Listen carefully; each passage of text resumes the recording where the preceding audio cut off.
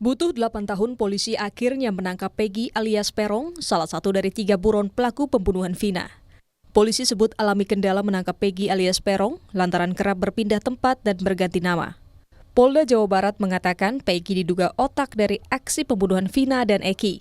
Tentu kita berasal dari harus memenuhi alat bukti yang ada. Ya, berdasarkan pasal 184 KUHP, tentu ada keterangan saksi, ada keterangan tersangka yang akan kita lakukan pendalaman saat ini juga. Kemudian ada keterangan ahli, ada surat, ada petunjuk.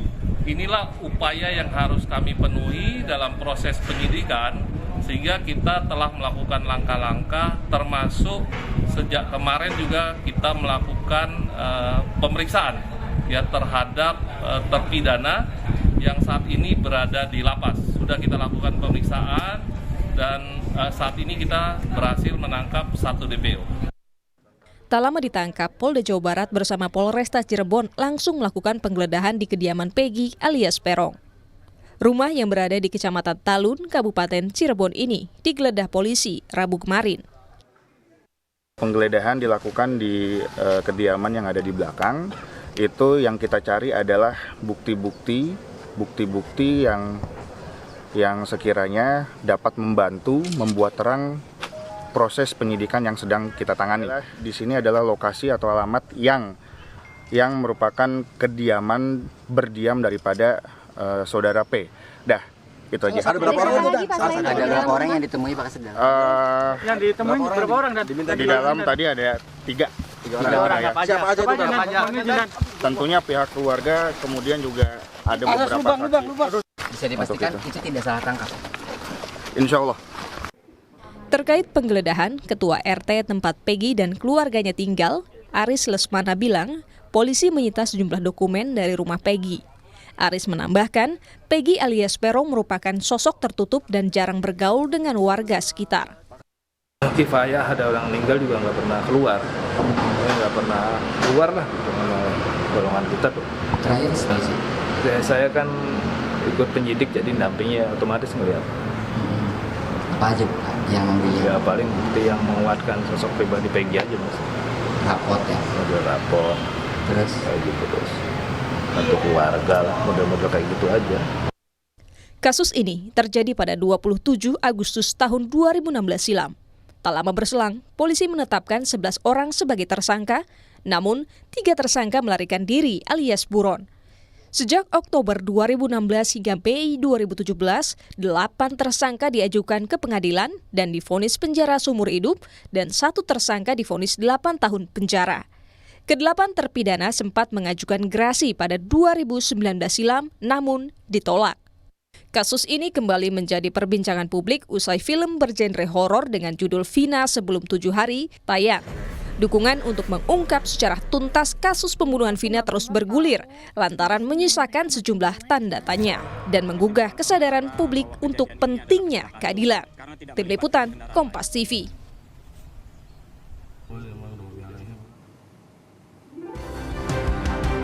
Saudara, kasus pembunuhan Vina dan Eki 8 tahun silam menggugah kesadaran publik pentingnya keadilan. Pasalnya polisi kembali bergerak setelah kasus yang sempat mangkrak ini viral di media sosial usai film bergenre horor yang diangkat dari kisah pembunuhan Vina dan Eki tayang. Lantas kendala apa hingga mengapa setelah viral baru kembali berjalan? Kita perbincangkan bersama pakar psikologi forensik Reza Indragiri dan juga kuasa hukum keluarga Vina Dewi Intan. Mas Reza, Mbak Intan, selamat malam. Ya, selamat malam. Saya ke Mas Reza dulu ya. Mas Reza, kenapa menurut Anda setelah 8 tahun mangkrak, viral, kemudian baru polisi kembali berjalan untuk mengusut kasus ini? Kenapa harus nunggu viral dulu? Ya, saya menaruh pandangan positif saja bahwa barangkali berkas yang harus ditangani oleh teman-teman di kepolisian sangat banyak. Jumlah personil terbatas. Kasus ini barangkali juga luar biasa kompleks. Dengan kata lain, ada tuntutan dari berkas-berkas lain, dari anggota masyarakat lain yang boleh jadi perlu diangkat prioritasnya. Barulah setelah kemudian viral, menjadi perhatian publik, maka perhatian publik itu melipat gandakan kembali stamina teman-teman di kepolisian untuk melakukan pengungkapan secara lebih jauh. Bagi saya, Sekali lagi saya memilih mengambil sikap positif, saya akan mendukung langkah yang diambil oleh pihak kepolisian ketika itu ditujukan untuk memastikan bahwa setiap proses penegakan hukum atas suatu kasus atau perkara bisa mencapai titik tuntas, menyeluruh, objektif, dan transparan. Objektif berarti sesuai dengan koridor peraturan atau hukum dan juga sesuai dengan kaidah keilmuan. Mas Reza, kalau ditanyakan gini, jadi sebenarnya kasus ini sulit diungkap atau sebetulnya memang ada hambatan yang tidak terlihat oleh publik karena 8 tahun jadi DPO setelah viral kurang dari sebulan Peggy itu kemudian tiba-tiba ketangkap. Bagaimana Mas Reza melihat ini? Kapan kali kita bicara tentang pengungkapan kasus, memang kita berharap itu bisa berlangsung secara cepat dan ajak atau konsisten. Karena hitung-hitungan di atas kertas hanya ketika kerja penegakan hukum bisa berlangsung secara cepat dan konsisten, maka efek tangkal sekaligus efek jera akan bisa terrealisasi. Nah, manakala kemudian penanganan suatu kasus tidak cepat, paling tidak ini akan memunculkan rasa pertanyaan masyarakat terkait dengan anggaplah hal-hal yang berbau konspirasi. Ada orang kuat, ada permainan uang, dan hal-hal yang berbau persekongkolan lainnya. Tapi bagi saya pribadi, boleh jadi angka sekian tahun yang dibutuhkan bagi pihak Polda Jabar untuk kemudian mengamankan satu, sebutlah DPO yang satu ini, mengindikasikan ada kompleksitas luar biasa yang dihadapi oleh pihak kepolisian. Apakah kompleksitas itu terkait dengan aspek legal, pembuktian dan sejenisnya, ataukah aspek non legal, itu yang barangkali secara internal juga perlu dijawab oleh pihak Mabes Polri. Oke, ini saya tanyakan ke Mbak Intan. Jadi menurut Anda aspek yang legal atau yang non legal yang membuat kasus ini mangkrak 8 tahun dan setelah di blow up oleh Hotman Paris dan tim termasuk tim Anda ini kemudian baru kembali berjalan? Ya, sebenarnya kami kembali lagi menyerahkan semuanya proses kepada kepolisian. Kami tidak bisa berspekulasi bahwa ini terjadi kesalahan, objektif atau tidak di dalam satu kasus. Sementara ini kan masih proses berjalan. Jadi kami juga mengharapkan transparansi dari pihak kepolisian agar seperti yang tadi Bapak Reza bilang, konspirasi-konspirasi yang muncul, yang diperdebatkan di dalam masyarakat itu hilang gitu. Jadi transparansi terhadap kepolisian ini, transparansi dari kepolisian ini sangat-sangat dibutuhkan sekarang. Sementara kami pun dari pihak kuasa hukum dan pihak keluarga korban sangat minim sekali informasi mengenai DPO yang tertangkap seperti itu. Mbak Vina, gini, Mbak Intan, maaf. Anda ini kan kuasa hukum Vina yang baru ya, betul ya Mbak Intan ya? Keluarga almarhum Vina. Yes, keluarga almarhum Vina yang baru. Katakanlah gini, apa yang membedakan setelah kasus ini Anda tangani sekarang dengan dulu ketika kasus ini baru berjalan? Apa yang fakta-fakta perbedaan apa yang Anda temukan? Ya tentu kita tidak bisa menutup mata bahwa kasus ini sudah menjadi konsumsi publik sehingga menjadi viral, sehingga itu juga mungkin yang mendorong pihak kepolisian cepat gitu. Ya semoga mudah-mudahan dengan satu DPO yang tertangkap ini akhirnya berkaitan dan menjadi satu benang merah sehingga dua DPO lain tidak sulit untuk ditangkap seperti itu. Mbak Intan, ketika kasus ini awal-awal viral kan kemudian banyak spekulasi yang muncul di tengah masyarakat termasuk tekanan-tekanan terhadap keluarga almarhum Vina. Adakah informasi soal ini yang disampaikan ke Anda? Banyak sekali spekulasi yang muncul bahwa yang tersangka DPO yang satu tertangkap ini bukanlah DPO yang dimaksud. Nah, itulah kembali lagi bahwa sekarang kan prosesnya ada di kepolisian. Hanya pihak kepolisian itu yang bisa menjawab itu semua. Kami pihak kuasa hukum, keluarga semua tidak bisa menjawab kecuali institusi kepolisian yang memang sekarang sedang berproses dalam kasus ini seperti itu. Oke, tapi betul nggak ada tekanan ke keluarga almarhum Vina mulai dari proses pembuatan film sampai kasus ini viral? Kalau tekanan tidak ada tekanan, mungkin hanya spekulasi-spekulasi yang muncul, terus juga dugaan praduga yang tidak baik terhadap keluarga, itu saja sih dari masyarakat yang kita dapatkan. Oke, saya kembali ke Mas Reza. Soal dugaan rekayasa kasus dan juga banyak kejanggalan dalam kasus ini, bagaimana kemudian masyarakat bisa memilih mana informasi yang akurat, mana yang kemudian bumbu-bumbu dari informasi itu, seperti yang tadi saya tanyakan ke Mbak Intan, Mas Reza?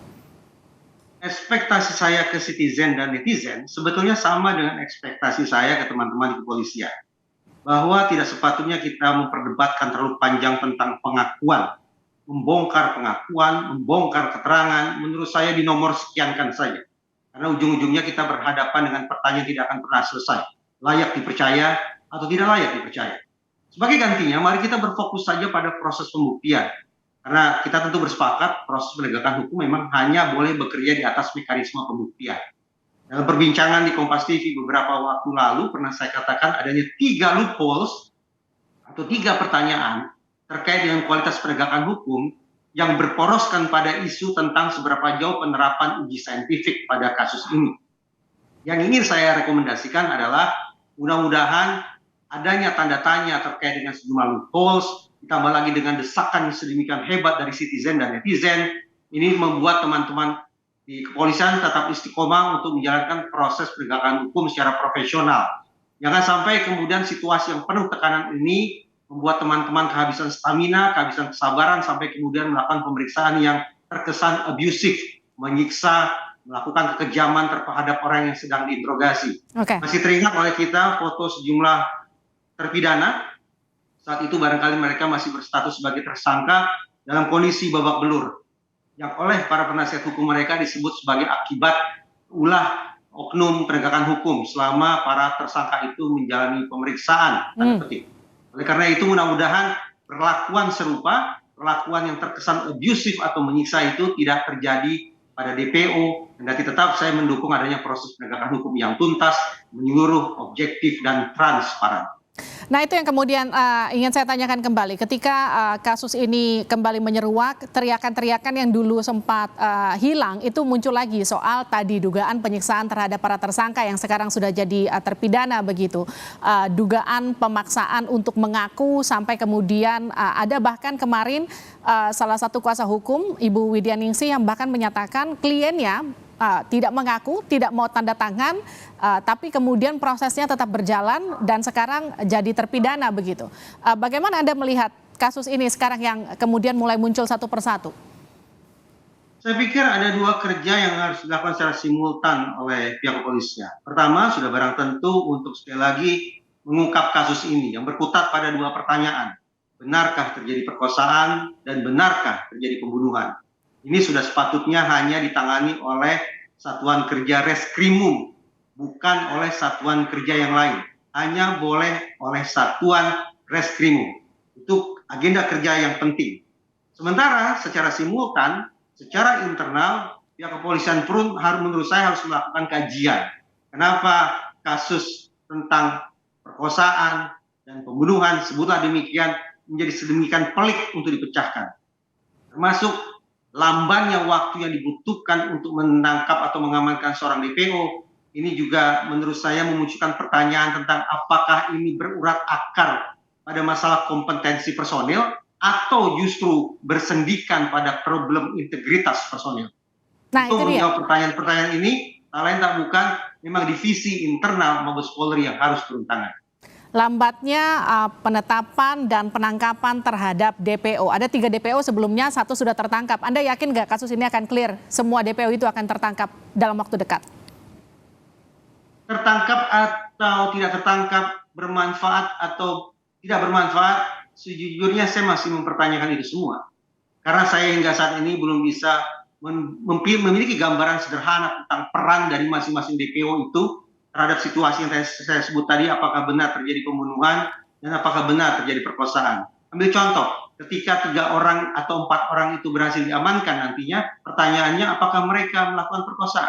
Apakah mereka melakukan pembunuhan seperti yang menjadi topik perbincangan kita selama pekan-pekan terakhir ini? Alhasil, bagi saya pribadi, kendati mengejar 3 atau 4 orang DPO, anggaplah tidak bisa dikesampingkan, tetapi justru menelusuri sejak titik hulu penegakan hukum kasus ini, dengan kata lain melakukan eksaminasi, justru bagi saya lebih urgent, lebih mendesak untuk dilakukan. Miscarriage of justice, tanda tanya tentang hal itu harus dijawab sesegera mungkin, dan ini yang semestinya menurut saya diprioritaskan. Mencari 3 atau 4 orang DPO, barangkali prioritas kedua. Oke, saya ke Mbak Intan terakhir. Mbak Intan, harapan keluarga apa setelah kasus ini viral dan 1 DPO terakhir itu Peggy ditangkap?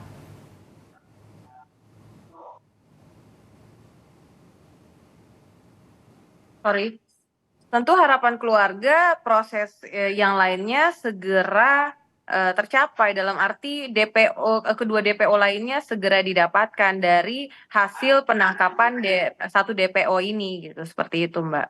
Dan harapan keluarga segera selesai kasus ini, dan kalau memang harus dibuka kembali di muka persidangan, segera mendapatkan titik terang dari ke-11 tersangka tersebut, seperti itu. Baik, terima kasih Mbak Intan, terima kasih Mas Reza sudah bergabung bersama kami di Sapa Indonesia Malam, sehat-sehat selalu.